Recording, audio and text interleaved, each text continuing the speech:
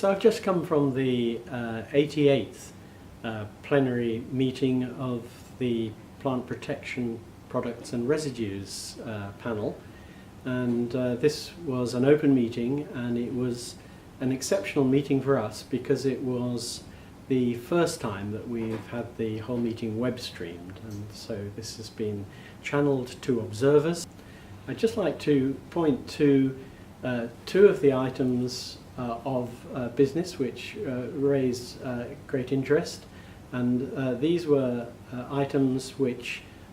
have been part of a work stream that's going on in the panel in the area of epidemiology.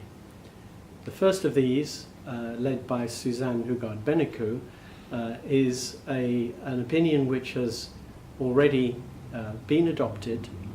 just recently been adopted, and the interesting developments following this adoption are the acceptance by the OECD of two of the adverse outcome pathways which this work group generated. Now, adverse outcome pathways are an approach which is now being used to, in a weight of evidence context, to help the interpretation of epidemiological studies which are not conclusive, and in an attempt to determine the biological plausibility of these studies, the adverse outcome pathway, it can be generated. The second of these opinions is in a draft phase, and this is from a work group led by Antonio Hernandez Jerez.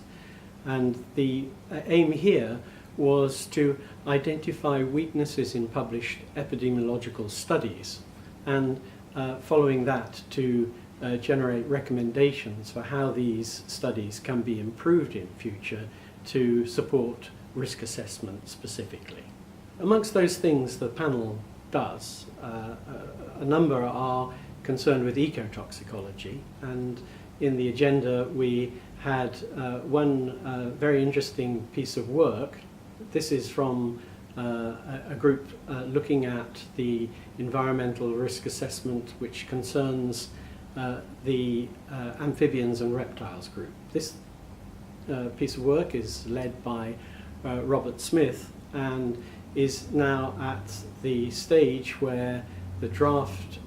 opinion has been endorsed by the panel, is out for public consultation, and a number of useful suggestions have come back